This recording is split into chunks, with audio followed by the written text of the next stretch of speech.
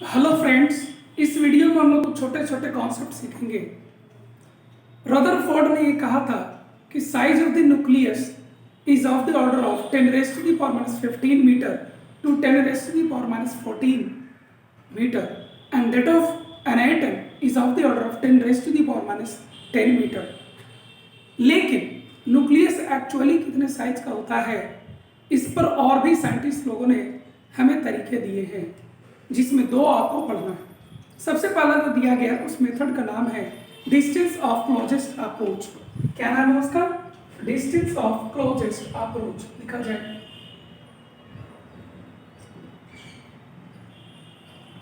Distance of closest approach.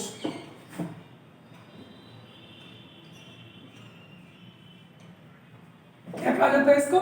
Distance of closest approach इसको कहा जाता है। ठीक है, इसमें हम लोग को क्या किया जाता है कि इससे हमें क्या मिलता है? इससे हमें मिलता है approximate size of the nucleus हमें मिलता है। क्या मिलता है इससे हमें? Approximate size of the nucleus हमें इससे मिलता है। ठीक है, इसमें क्या करना है हमें कि एक आपको फास्ट मूविंग अल्फा पार्टिकल लिया जाता है। फास्ट मूविंग अल्फा पार्टिकल जो यू स्पीड से मूव कर रहा है, इसको लिया जाता है at a distance, infinite distance,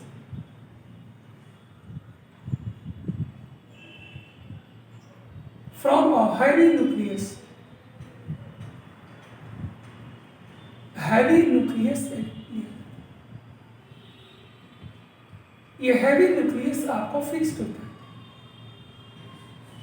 heavy nucleus क्या होता है? आपको फिक्स्ड होता है। तो आपको हैवी न्यूक्लियस से फिक्स्ड होता है हीट टुवर्ड्स इंफिनिटी से, इनफाइनाइट डिस्टेंस से एक अल्फा पार्टिकल को प्रोजेक्ट किया जाता है, जिसका इनिशियल स्पीड आपका यू है और ये आपको इनिशियली एट रेस्ट होगा। ये आपको क्या होगा? इनिशियली एट रेस्ट होगा। Initially at rest. चलिए, ये जब आगे की ओर जाता है, ये हैवी न्यूक्लियस है। हैवी न्यूक्लियस मतलब इसमें जेड नंबर ऑफ, मतलब ये जिस एलिमेंट का बना हुआ है, ये जिस एलिमेंट का न्यूक्लियस है उसका एटॉमिक नंबर मान लीजिए जेड। तो इसमें न्यूक्लियस में प्रोटॉन्स कितने होंगे? जेड। तो इसका चार्ज हो जाएगा प्लस जेड इंटू ई। यही इस न्यूक्लियस का चार्ज होगा। This is positively charge and helium is also, alpha particle is also di positive charge. ठीक है, तो ये पॉजिटिव चार्ज है और पॉजिटिव चार्ज ही इसको अप्रोच करेगा, तो ये उसको रिपेल करेगा। सेम नेचर ऑफ चार्ज है, ये उसको रिपेल करेगा, इसको स्लो करेगा और धीरे धीरे ये जब स्लो होगा तो धीरे धीरे धीरे धीरे धीरे धीरे एक ऐसा जगह आएगा जहां पर ये जा करके आपको रुक जाएगा। ये अल्फा पार्टिकल जो है ये आपको स्टॉप कर जाएगा। अल्फा पार्टिकल यहां पर स्टॉप कर जाएगा, इसका फाइनल वेलोसिटी 0 हो जाएगा। ठीक है, मान लेते हैं ऐसा यहां से r0 डिस्टेंस पर हुआ है। कहां हुआ है? r0 डिस्टेंस पर हुआ है। ठीक है, तो यही आपको जो r0 डिस्टेंस है जहां पर अल्फा पार्टिकल जा करके रुक गया और फिर यहां से लौट कर वापस आने लगता है, इसी को साइज ऑफ द न्यूक्लियस कहते हैं, approximate size of the nucleus कहते हैं। ठीक है, ये देखिए, इसको हम लोग साइज ऑफ द न्यूक्लियस कहें, रेडियस। ये तो इनअप्रोप्रिएट है, ये तो गलत है, लेकिन उस समय इससे बेटर मेथड अवेलेबल नहीं थे जो न्यूक्लियस के साइज को मोर प्रिसाइजली मेजर कर सके, और इसको भी करेक्ट माना गया था, एक समय था ये हमारे सिलेबस में। तो हम ये कैसे कैलकुलेट करेंगे कि ये आपको यहाँ पर कितना, मैंने approximate size of the nucleus क्या होगा? तो इसके लिए हम लोग एनर्जी कंजर्वेशन प्रिंसिपल लगाते हैं।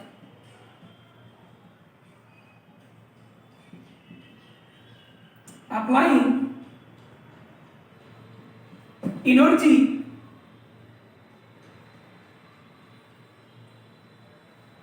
conservation प्रिंसिपल क्या होता है? इनिशियल काइनेटिक एनर्जी पूरे सिस्टम का और potential energy must be equal to kinetic energy final and potential energy final. ये आपको बराबर, ठीक है। इसी में जो वैल्यूज हमें पता है उनको यहाँ रख दिया जाता है। तो काइनेटिक एनर्जी ये इनिशियली रेस्ट में और फाइनली भी रेस्ट में, ये आपको इनिशियली मूव कर रहा है, तो इसका काइनेटिक एनर्जी कितना हो गया? Half into mass of alpha particle into its speed. Potential energy, दो चार्जेस हमें आर इनफाइनाइट डिस्टेंस से सेपरेटेड है। पोटेंशियल एनर्जी मैंने आपको फार्मूला सिखाया था, के इसका Q1, इसका कितना चार्ज हो जाएगा? के Q1, ये Z है, ये 2 है, ये Z है।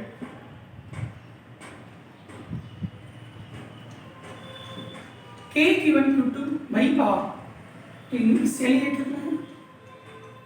इनफाइनाइट, ठीक है। Is equal to kinetic energy final, finally ये भी रेस्ट में और ये भी रेस्ट में, तो क्या आ जाएगा? Half into mass of alpha particle into 0 का whole square plus potential energy. Potential energy कितना हो गया? K into 2E into ZE by distance कितना है अभी? R naught. यहाँ पर 0 क्या क्या होगा आप देख सकते हैं ऑलरेडी, ये टर्म आपको 0 हो जाएगा, इन्फिनिटी नीचे में, तो ये टर्म भी आपको 0 हो जाएगा, ठीक है। तो आपको यहां से क्या मिलेगा? आपको यहां से आपको मिलेगा half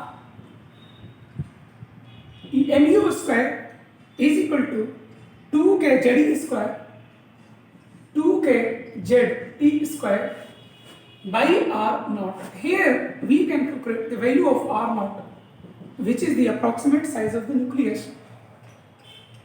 4 k ZE square by m alpha u square by m alpha u square, ये आप क्या हो जाएगा? Size of the nucleus, size of the nucleus, ध्यान रहे ये अप्रॉक्स साइज, किस तरह का साइज है आपको? Approx size, approximate size of the nucleus, इससे दिया जाता है। आपको क्वेश्चन में क्या किया जाएगा? आपको क्वेश्चन में के वैल्यू हम ऑलरेडी बता चुके हैं, कांस्टेंट है। जेड कॉपर का न्यूक्लियस है, अल्युमिनियम का न्यूक्लियस है, किसका न्यूक्लियस है? उसका एटॉमिक नंबर रख दीजिए, इलेक्ट्रॉनिक चार्ज आप ऑलरेडी जानते हो, मास ऑफ अल्फा पार्टिकल रख दीजिए, और यू आपको क्वेश्चन में दिया रहेगा, आप आर नॉट यहां से निकाल सकते हैं। तो इस केस में किया जाता है, इस केस में किया ये जाता है कि alpha particle is projected, alpha particle is projected towards a heavy nucleus kept at rest। यही आपको किया जाता है, और बाद में जो ऑब्जर्वेशन होता है उसके बेसिस पर हम लोग इसको निकाल लेते हैं, ठीक है। साइज ऑफ द न्यूक्लियस हमें कुछ इस तरीके से भी निकाला जा सकता है, जो एक एम्पिरिकल रिलेशनशिप के नाम से जाना जाता है। Size of the nucleus can also be calculated from the empirical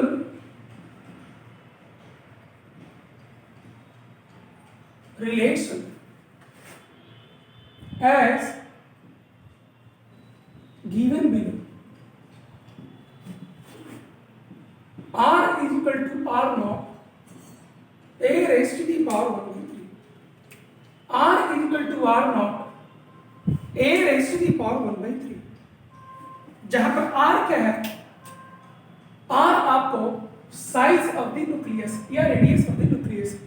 R naught क्या है? Where R naught is a constant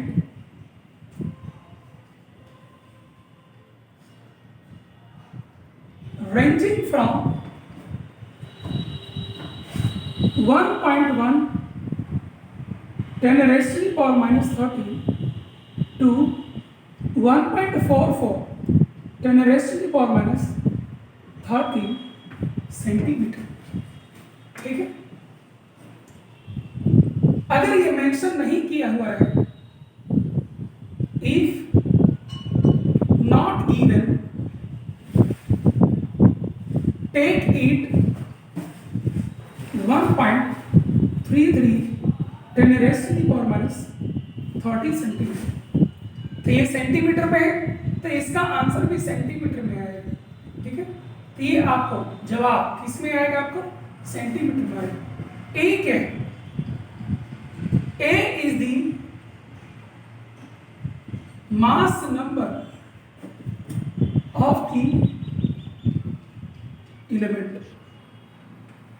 जिस एलिमेंट के एटम का न्यूक्लियस है उसी एलिमेंट का मास नंबर आपको ये होता है। ठीक है, इस तरीके से हम इसको यूज करेंगे। ठीक है, मैं यूज करना आपको सिखाता हूं। मान लो हमें क्वेश्चन दे दिया जाए, कैलकुलेट दी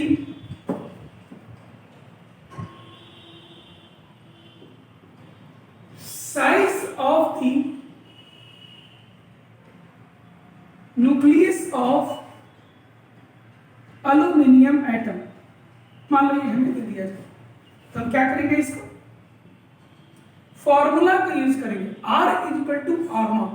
R नॉट का वैल्यू नहीं दिया हुआ है तो ये ले लीजिए 1.33 10 raised to the power minus 30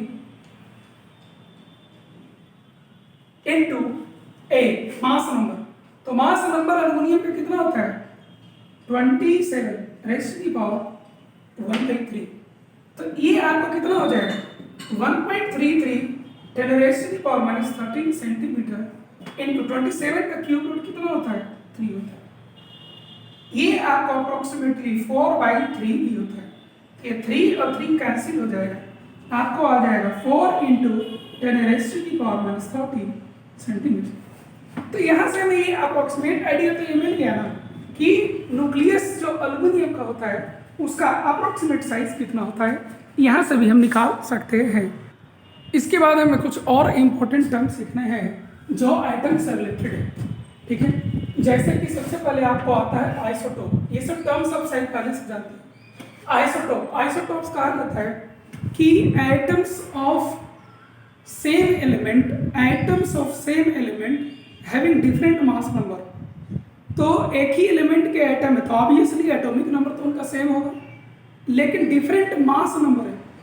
तो डिफरेंट मास नंबर का मतलब हो गया, जैसे कि एग्जांपल में देखिए, सेम एलिमेंट के एटम्स है लेकिन मास नंबर यहाँ 1 है, यहाँ 2 है और यहाँ 3 है। इस केस में सेम एलिमेंट के एटम्स है लेकिन मास नंबर 12 है, 13 है, 14। ठीक है, तो ऐसा क्यों होता है? This is because they have different number of neutrons in their nucleus. ठीक है, न्यूक्लियस के नंबर डिफर कर जाते हैं। इसमें देखिए कोई न्यूट्रॉन ही नहीं है, यहाँ 1 न्यूट्रॉन है, यहाँ डिफरेंस कर दीजिए 2 न्यूट्रॉन, यहाँ 6 न्यूट्रॉन्स है, यहाँ आपको 7 है और यहाँ क्या है? 8 है। तो डिफरिंग नंबर ऑफ न्यूट्रॉन्स होने की वजह से वो एक दूसरे के आइसोटोप कहे जाने लगते हैं। ठीक है, अब आ गई आइसोबार्स किससे कहते हैं? Atoms of different elements having same mass number. कई बार ऐसा होता है कि डिफरेंट एलिमेंट के एटम्स भी बराबर मास नंबर रखते हैं। जैसे इस एग्जांपल को देखिए, हीलियम का मास नंबर 3 है और हाइड्रोजन एटम का भी मास नंबर कितना है? 3 है। इसके बाद आपको आता है आइसोटोप। आइसोटोप्स क्या होते हैं? कि डिफरेंट एलिमेंट के वो एटम्स जिनमें इक्वल नंबर ऑफ न्यूट्रॉन्स हो, इक्वल नंबर ऑफ न्यूट्रॉन्स हो, नंबर ऑफ न्यूट्रॉन्स उसके सेम होने चाहिए और एटम्स डिफरेंट एलिमेंट्स के होने चाहिए। ठीक है, these are the atoms of different elements having same number of neutrons. Example, helium 3 में से 1 करिए 2 हो जाएगा, हाइड्रोजन हीलियम 4 में से 2 करिए 2 हो जाएगा। तो दोनों का नंबर ऑफ न्यूट्रॉन्स आपका सेम है। ठीक है, आइसो इलेक्ट्रॉनिक स्पेसिस, ये आपको इन सभी में सबसे ज्यादा इंपॉर्टेंट है, सबसे ज्यादा किसी एग्जाम में आपको यही आता है। इसका डेफिनेशन है species having same number of total electrons. कोई भी स्पेसिस दे दिया जाए, नंबर ऑफ न्यूट्रॉन्स आपको सेम होने चाहिए, सॉरी नंबर ऑफ इलेक्ट्रॉन्स आपको टोटल सेम होने चाहिए। अगर टोटल इलेक्ट्रॉन्स का नंबर अगर सेम हो जाए तो उसको आइसो इलेक्ट्रॉनिक स्पेसिस कहा जाता है। ठीक है, these are the species having same number of total electrons. जैसे यहाँ देखिए, नाइट्रोजन में एक्चुअली में न्यूट्रल एटम में 7 इलेक्ट्रॉन्स होते हैं, 3 इलेक्ट्रॉन को गेन करने के बाद 10 इलेक्ट्रॉन्स हो जाते हैं। ऑक्सीजन में रियली में 8 न्यूट्रल एटम में 8 इलेक्ट्रॉन्स होते हैं, 2 गेन करेगा यहाँ भी 10 हो जाएगा, 9 होते हैं, 1 गेन करेगा 10 हो जाएगा। यहाँ पर आप देख सकते हैं, इसको नियन आप कर दीजिए। नियन में आपको एटॉमिक नंबर 10 होता है, नंबर ऑफ इलेक्ट्रॉन्स 10 होगा। सोडियम में नंबर ऑफ इलेक्ट्रॉन्स 11 होता है, 1 इलेक्ट्रॉन बाहर निकाल दीजिएगा 10 हो जाएगा। मैग्नीशियम में आप यहाँ देख सकते हैं 12 होते हैं, 2 बाहर निकाल दीजिएगा 10 हो जाएगा। एल्युमिनियम में 13 होते हैं, आप 3 बाहर निकाल दीजिएगा 10 हो जाएगा। तो ये सब वो सब स्पेसिस है जिसमें टोटल नंबर ऑफ इलेक्ट्रॉन्स आपको सेम होते हैं। इसमें आप देख सकते हैं 2 टर्म्स और हैं, एक का नाम है आइसोडाइफर्स। आइसोडाइफर्स किसको कहा जाता है? डिफरेंट एलिमेंट्स के वो एटम्स जिनमें number of neutrons and number of protons के बीच का डिफरेंस है। तो नंबर ऑफ न्यूट्रॉन्स क्या होता है? a माइनस जेड, ये है number of neutrons. Number of protons कितना होता है? z, कितना हो गया? a minus 2z। अगर ये आपको दोनों में इक्वल हो जाए तो इन दोनों को हम एक दूसरे का आइसोडाइफर्स कहें, इसीलिए मैंने नीचे में लिख दिया है सेम a माइनस 2z। ठीक है, तो वैल्यू निकाला जाए, a 235 माइनस 2 इंटू जेड 92। इसको सॉल्व करेंगे, 235 माइनस 184 आ है, ये आपको 50 बनाता है। इसी तरह से जब आप यहाँ करते हैं 231 माइनस 2 इंटू 90, 231 माइनस 180 यानी कि 51 होता है। इन सभी केसेस में देख सकते हैं कि आपको a माइनस 2z का वैल्यू बराबर है, इसलिए ये दोनों एक दूसरे के आइसोडाइफर्स कहेंगे। ये सब थोड़ा कम यूज होता है, आइसोस्टर्स तो और कम यूज होता है। ठीक है, आइसोस्टर्स किसको कहते हैं? ठीक है, isosters are having same number of electrons, electrons उनमें सेम होंगे and same number of atoms होंगे, यानी कि नंबर ऑफ एटम्स भी आपको बराबर होंगे। इसके बाद हमें इस चैप्टर में वेव फेनोमेनन का काफ़ी ज़्यादा यूज होता है, तो वेव का थोड़ा सा बेसिक सीखेंगे और फिर हम लोग मैक्सवेल थ्योरी की तरफ जाएंगे और मैक्सवेल थ्योरी के बाद हम लोग फोटो इलेक्ट्रिक इफेक्ट को सीखते हैं। किसको सीखते हैं? फोटो इलेक्ट्रिक इफेक्ट को सीखते हैं after Planck's theory, Maxwell theory etcetera. कुछ हम लोग को आगे के थ्योरीज को समझने के लिए वेव्स के बेसिक को जानना जरूरी होता है, तो पहले बेसिक्स ही सीख लेते हैं। ठीक है, वेव क्या होता है? वेव आपको एक डिस्टर्बेंस होता है। वेव क्या होता है? It is a sort of disturbance, ये डिस्टर्बेंस जैसा कुछ होता है जो एक जगह से दूसरी जगह एनर्जी को कैरी करके ले जाता है। Wave is a sort of disturbance which carries away energy from one place to the other place without the actual movement of the particles of the medium। Medium के पार्टिकल्स एक्चुअली में अगर देखा जाए तो नेट मूवमेंट उनका कुछ नहीं होगा, लेकिन तब भी उन पार्टिकल्स के जरिए होते हुए एनर्जी को डिस्टर्बेंस वेव एक जगह से दूसरी जगह आपको लेकर के चला जाएगा। ये पार्टिकल्स मटेरियल वेव के लिए होते हैं जिसमें मैटर की जरूरत पड़ता है। इलेक्ट्रोमैग्नेटिक वेव्स भी आपको एग्जांपल्स है जिसको ट्रैवल करने के लिए आपको किसी भी मीडियम की जरूरत नहीं पड़ती है। देखिए it is a sort of disturbance that propagates मतलब आगे बढ़ना होता है इन अ मीडियम और even without medium in case of electromagnetic waves for transporting energy from one place to the other without the actual transportation of the matter of the medium. Medium के जो matter है actually एक जगह से दूसरी जगह नहीं जाएंगे, लेकिन ये डिस्टर्बेंस को एनर्जी को एक जगह से दूसरी जगह कैरी करके ले जाएंगे। ठीक है, मैं एक टिपिकल एग्जांपल लिया हूं साइनोसॉइडल वेव का।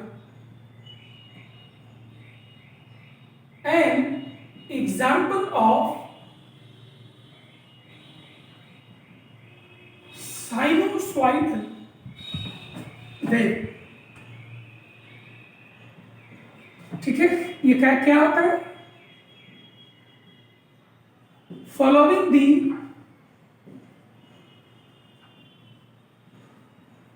pattern of sin theta, sin theta के पैटर्न को ये फॉलो करता है। ठीक है, ये देखिए sin theta का कर्व ऐसे को पढ़ाया गया है। ठीक है, इसमें जो अपर मोस्ट पॉइंट होते हैं इनको हम क्रेस्ट्स कहते हैं और जो लोअर मोस्ट पॉइंट्स होते हैं इनको हम लोग ट्रफ्स कहते हैं।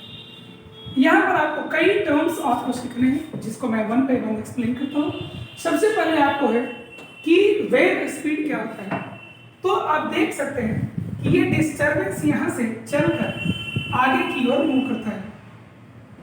आप इसको ऐसे सोच सकते हैं कि एक टैंक है, एक तालाब है, उसमें स्टील वाटर है, उसमें एक पत्थर का टुकड़ा आप पहले फेंकते हैं और उसमें देखते होंगे डिस्टर्बेंसेस जो है चल करके उस सभी जगह आपको फैलता है। तो डिस्टर्बेंस जो आपको फैलते हुए दिखाई दे रहा है उसका एक स्पीड होता है। इसी स्पीड को हम लोग क्या करते हैं? वेव स्पीड कहते हैं। ओरिजिनल सेंटर जहां वेव आपको प्रोड्यूस हुआ है वहां से कितना स्पीड से डिस्टर्बेंस आगे की ओर प्रोपेगेट करता है, that is called wave speed. ठीक है, चलिए आगे बढ़ते हैं। एक टर्म आपको होता है फ्रीक्वेंसी।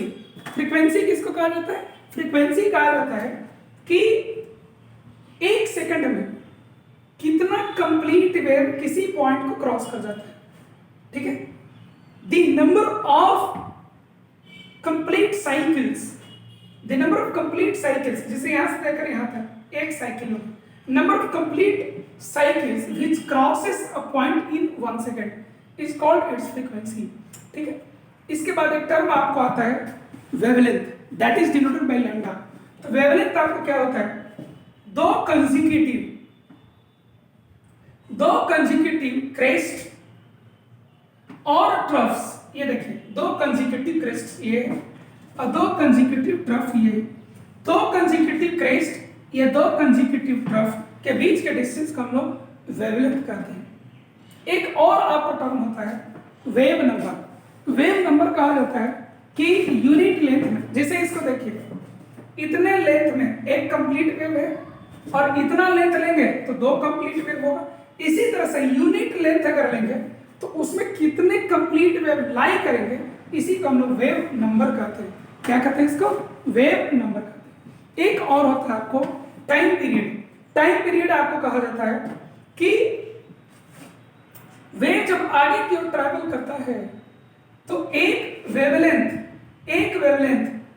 के बराबर डिस्टेंस ट्रैवल करने में जो वो टाइम लेता है इसको हम लोग क्या कहते हैं?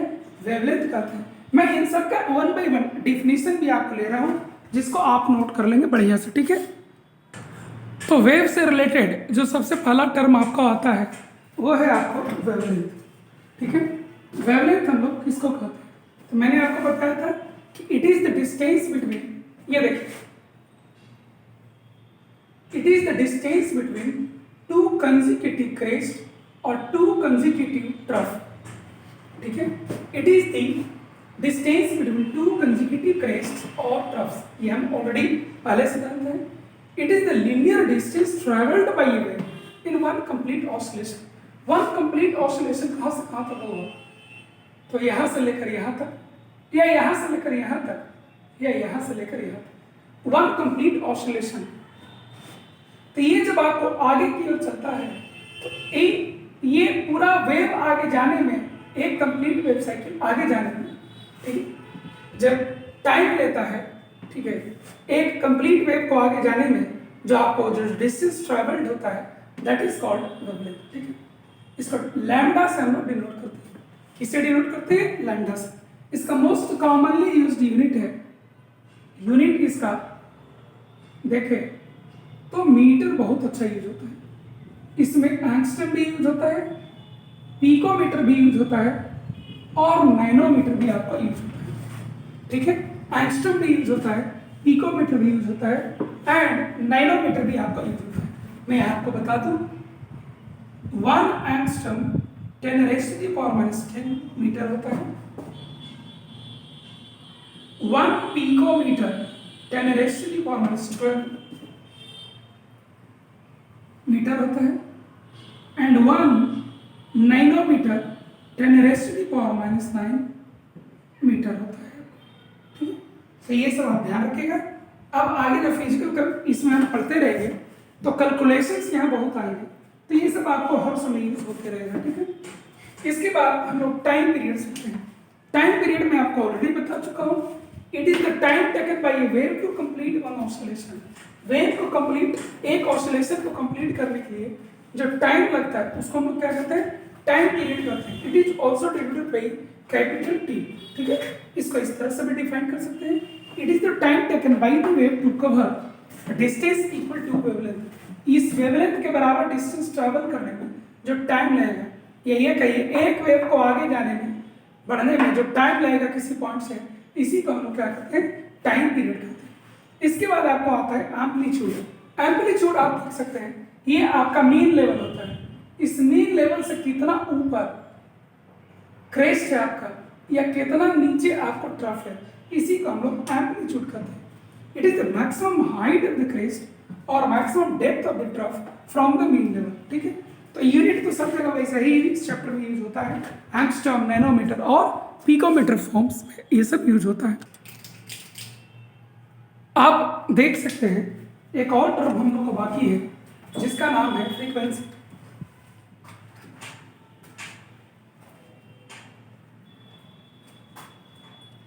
इसको हम लोग न्यू से डिनोट करते हैं, न्यू से डिनोट किया जाता है। ये क्या होता है? It is the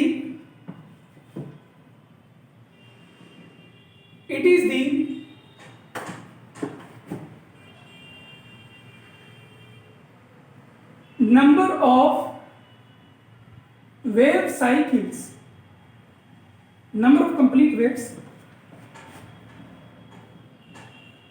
crossing a point in 1 second. It is the number of wave cycles crossing the point in 1 second, ठीक है। तो इसको दिया जाता है lambda is equal nu is equal to 1/t से इसको दिया जाता है, ठीक है। ये ऐसा क्यों आया, इसको आप इस तरीके से समझ सकते हैं, जैसे ये देखिए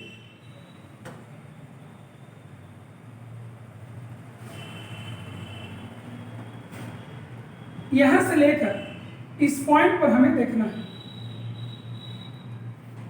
इस पॉइंट पर हमें देखना है, ठीक है। तो इस पॉइंट पर एक वेव को यहां से यहां पहुंचने में कितना टाइम लगा? t, ठीक है। एक वेव को यहां से चलकर यहां आने में कितना टाइम लगा? t। तो एक सेकंड में कितना वेव यहां से क्रॉस करेगा ये हम निकाल सकते हैं। तो एक वेव यहां से क्रॉस करने में t टाइम लेता है, तो एक सेकंड में कितना वेव यहां से क्रॉस करेगा वो 1/t हो जाएगा। टोटल टाइम कितना हो गया? Number of waves crossing a point क्या हो जाएगा? टोटल टाइम अवेलेबल हमारे पास कितना है जिस पर हम लोग स्टडी कर रहे हैं, और एक वेव को क्रॉस करने में कितना टाइम लगता है। Time taken to cross one wave. तो टोटल टाइम हमारे पास अवेलेबल कितना है? It is 1 second. By time taken to cross one wave, इसको क्रॉस करने में एक वेव को कितना टाइम लगता है? t। इसी से आपको आता है 1/t। ठीक है। एक और टर्म हम लोग को पढ़ना होता है जिसका नाम है वेव नंबर।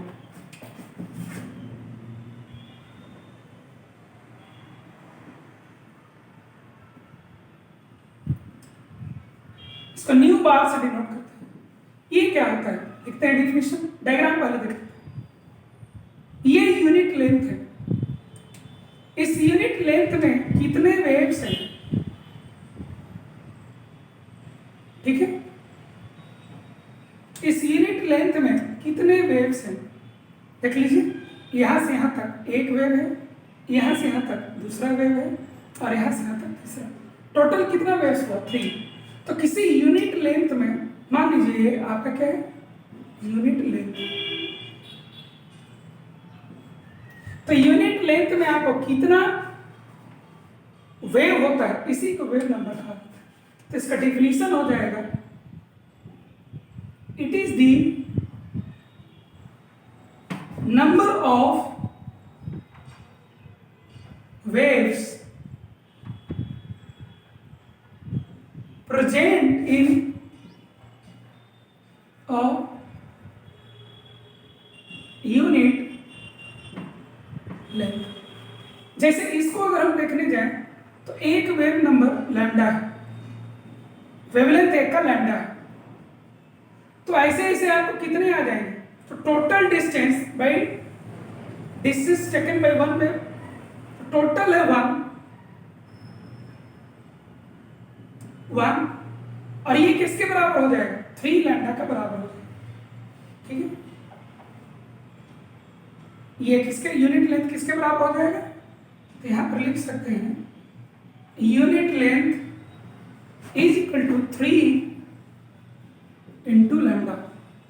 यहां से आपको क्या आ जाएगा? 3 is equal to unit length by lambda. इसी से फॉर्मूला आपको अराइज होता है 1/λ। ठीक है। तो जब भी आपको न्यू बार निकालना हो तो ये 1/λ के बराबर। ठीक है। तो ये सब चीजों को भी आप ध्यान रखेंगे। ठीक है।